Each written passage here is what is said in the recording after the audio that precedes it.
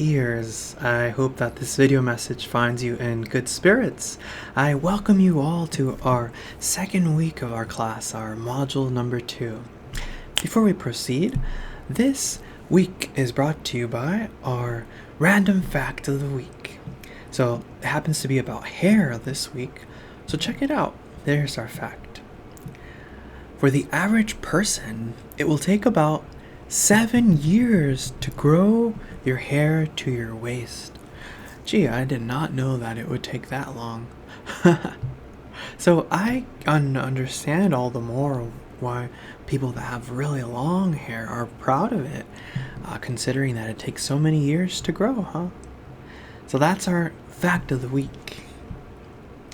Now let's proceed and take a look at our calendar. So, as you can see here, let's go ahead and move the image to the left. As you can see here, we will have our very first paper. We have hit the ground running, so hang in there. As you can see, we'll be assigning that alongside the brainstorm, which will be due Sunday, the 5th of November. We're already entering a new month. Would you look at that? Additionally, we have a lesson on an important topic for our class 101 called intertextuality. This will be the accompanying homework that goes with it. This one will be due Tuesday, the 7th of November. We're entering a new month, and as you can tell, especially because this is a late start fast track class, it's all the more important to have a mission control. A mission control is simply a place where you write down all of your deadlines. For me, it's a wall calendar, and I want to show you mine. For this month, happens to be a baby monkey. But as you can see, I've written down my deadlines and appointments and things that I have up ahead on the horizon. And this makes all the difference in the world. So if you have not bought yourself a wall calendar yet, do it like yesterday. What are you waiting for? Go ahead and get one. That way you don't have to carry the deadlines in your head, and you have them there, and you can be intentional with your efforts and anticipate what is coming. All right, so let's take a look at our canvas. Here we go, 101E. So the very first thing that we have here is this article by Lenny Irvin. Is called "What is Academic Writing?" And this is a really helpful article because it helps you understand what's expected of you at this level. And maybe you've been wondering, gee, what will college be writing like? I'm not quite sure what to expect, or I don't know how to conceptualize the task of many of the things that I might be asked to do. And this article, which many students have told me that they have revisited throughout the term, I'm sure you'll read it again, presents us with a better understanding of what's expected and even debunks myths. A lot of times we come in to writing classes with a lot of hang-ups and a lot of myths that we have that stifle us. So please go ahead and read that, and it's our first discussion board as well. So in at least a paragraph, a hearty paragraph, I want you to choose what's some of the key ideas or concepts or golden quotes that stand out to you from this reading. How can you apply those to your own understanding of the work of academic writing?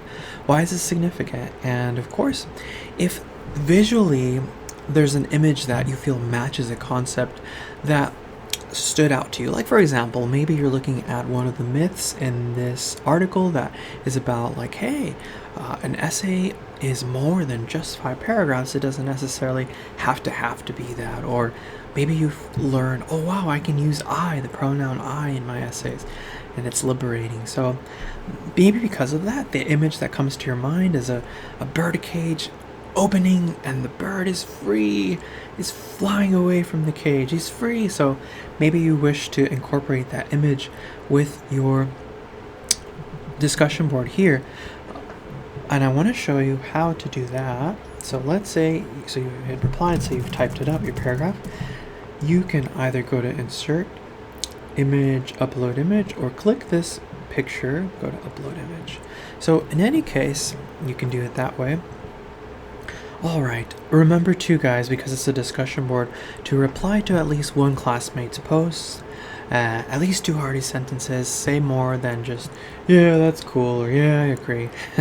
Just like when you're talking with your friend and they say something that excites you, you impel the conversation forward. So it's the same principle.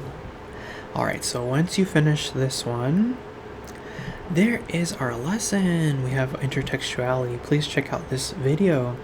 Here's the notes that go along with the lesson, and this one also goes with the lesson, so check that out. And this one is the homework that goes with the lesson. As you can see, is due November 7th, which is already next Tuesday. Not next. Yeah. Isn't it funny how when there's a distinction between this Tuesday, which would be 2 days from now, and next Tuesday, which would be 9 days from now. Yeah, anyway, I was just thinking about that little nuance, how it changes the entire meaning of things. Okay, so next thing that we have is our lesson on textual analysis. So we are going to front load our first essay and begin with this very important topic of textual analysis. It's an interesting topic. There's a lot to glean, and I sure had fun making the lesson as well as creating the videos. So these are the accompanying documents for it. Here's the PowerPoint itself and the handout. It's a skeletal outline, so please fill it out as you go along with the video. This article here is part of the lesson, and the next thing is the link to turn in this handout. As you can see, that will be due November 5, which is Sunday. Alright, here is the essay itself. Please check out the videos. Here's our important deadlines. As you can see, the first thing to just consider is that the brainstorm will be due Sunday. So the rest of the stuff I'll explain as it comes along. Like, for example, the logistics of how we will do our workshops. That's for next week. Don't worry about that yet. Right now, just focus on the brainstorm. Here itself is the prompt, and when I was a student, I always loved when teachers offered samples, right? So here you can look at some potential iterations of this assignment, and I hope it's helpful to you. Alright, here is the brainstorm itself. The video explains it, but here's the link for that. And as you can see, November 5. And that, my friends, as you can see, my 101 ears, we do have some good amount of things to do this week. My advice to you is that you chunk it. Do not leave it till the end, but instead throughout the week, do it bit by bit. And I promise you that will make all the difference. So that's my advice for the week, is chunk your tasks and get yourself a wall calendar. Absolutely a must. And write down the dates in there. Do that for all your classes, and I promise you it'll make all the difference in the world. So with that, I wish you guys a lovely week, and catch you next time.